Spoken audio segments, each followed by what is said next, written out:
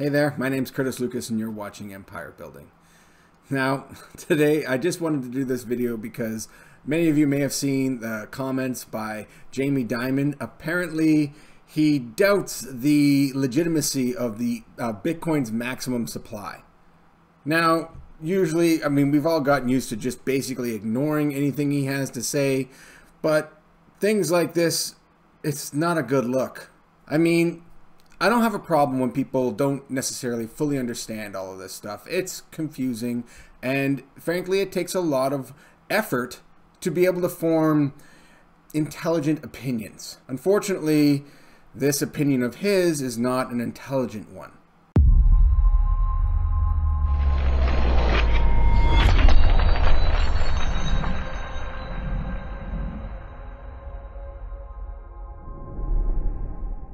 So this is what he had to say. On Twitter, I came across this from a tweet from Jason Les, from the CEO of Riot Blockchain. Jamie says, "I'll just challenge the group on one other thing. How do you know it ends at 21 million? You all read the algorithms? You guys all believe that? I don't know.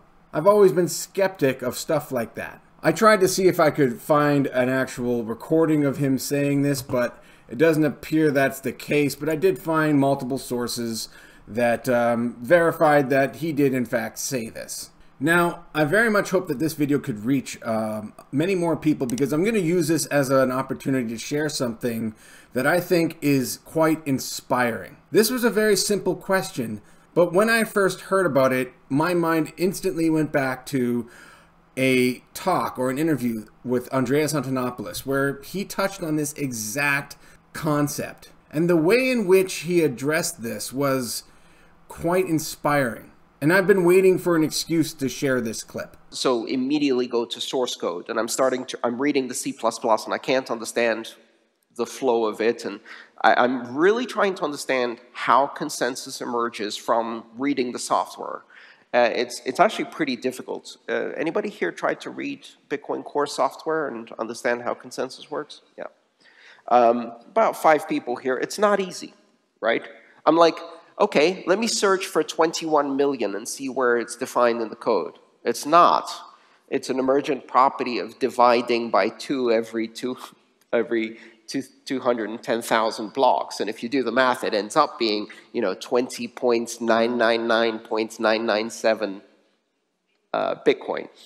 But it's nowhere in the code. And nowhere in the code is there's no there of consensus. And then you realize, it's fascinating, because I made another metaphor that immediately clicked. I felt like, when neuroscientists are studying the brain and they're trying to find where consciousness is in the brain, and it's not anywhere, it's everywhere. And then I realized the reason I'm not finding consensus in the code is because consensus isn't in the code. It's an emergent property. And I just went completely head in and started reading and writing and just exploring.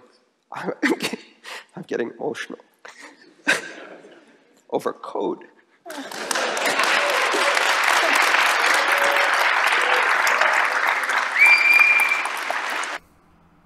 You see, what Jamie Dimon doesn't understand is that to the rest of us, this isn't some game. And it's unfortunate, because had he taken the time to actually explore that question and stop for just a moment to comprehend what it means, he might actually begin to appreciate what this is.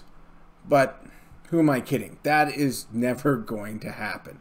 But as a result, the rest of you got to see that clip just now. I spend a lot of my time reviewing a lot of Andreas Antonopoulos' older content on his YouTube channel, because there is so many gems tucked away in there from years ago. That particular video is only from 2019, but it also inspired me to go and check for myself, to actually do the math. So I did. So Jamie, this one's for you. Calculating this out was actually quite simple and straightforward. I simply started at the beginning of Bitcoin's history and had a look at each halving. The first Bitcoin halving began in 2009, right near the beginning in January. And at that time, every single block, 50 Bitcoin were issued. And as Andreas mentioned in that video, the number of blocks in every halving cycle is 210,000. So you simply multiply 50 blocks by 210,000 and you get the total issued for that halving period, those 4 years. And then you do it again and again and again and again. And each time that number cuts in half. And you keep doing that every single 4 years until you reach the last halving cycle. And in this last halving cycle, which is cycle 33, which begins in the year 2137, or approximately. Obviously, this is dependent on the speed at which blocks are produced. And on average, it's every 10 minutes, but over a long period of time, that could still add or subtract, generally speaking. But the point is, this is geared towards blocks, not dates.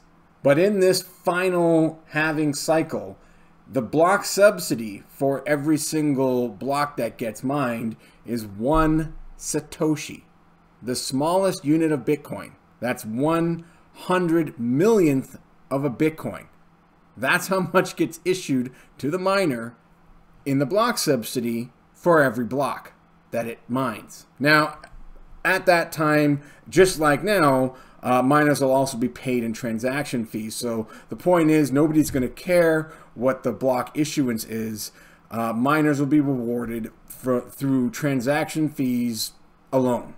And that's exactly how Bitcoin continues beyond this date, because then the block subsidy is completely gone and miners are paid solely from transaction fees. But yeah, after you add all of the total issued from every one of those halving cycles, you get a final total number of Bitcoin issued of 20,999,999.99721,060.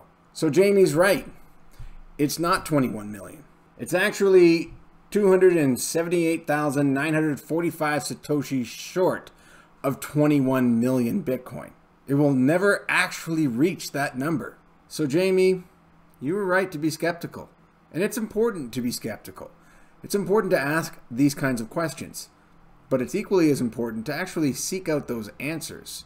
And who knows, you may even find yourself being inspired. Yeah. Like that's ever gonna happen. Oh, Lord. There's a reason why many people that get into this space refer to it as going down the rabbit hole. Because the deeper you go, the stranger and more wonderful it gets. You get to be surprised over and over and over again with the things you didn't fully understand or appreciate. You realize that the intricacies and the nuances that all function together in this beautifully complex system that in the end delivers quite simplistic results, predictable results that anyone can verify. And I just have a very hard time understanding how anyone could consider that worthless. But I guess it would be worthless to somebody who never had any reason to rely on anything like that. In Jamie Dimon's world, none of this makes any sense. Why would you possibly need anything like this? The system as it exists today works pretty damn good for him. So what's your problem? But fortunately for us, we forgot to ask his permission. Even more fortunate for us, we didn't have to. And the longer he spends not understanding this, the better off we will be. As always, one of my goals is to not only educate people, but somewhat inspire them and introduce them to the more subtle nuances of this technology that, frankly, you only get to see if you peek under the hood from time to time. As much as we all like seeing those gains, it's these things, these subtle little gems that you find from time to time that really keep you going when a lot of that fear, uncertainty, and doubt sets in. And one thing I can promise you is you will never be bored. As deep as you think you've gone, and as much as you think you've learned, there's always another layer to go. And that's just Bitcoin I'm talking about. You can't even get me started on everything else. It's impossible to understand it all. But I do think worthwhile understanding the biggest parts of this. And for me, that's Bitcoin and Ethereum. The more I understand them, the better prepared I feel I am. And I'm going to continue to share as much of that as I possibly can through this channel. So if you haven't already done so, subscribe. And again, hit that like button and help get this video out to more people. Well, that's all for this one. Now let's get back to empire building.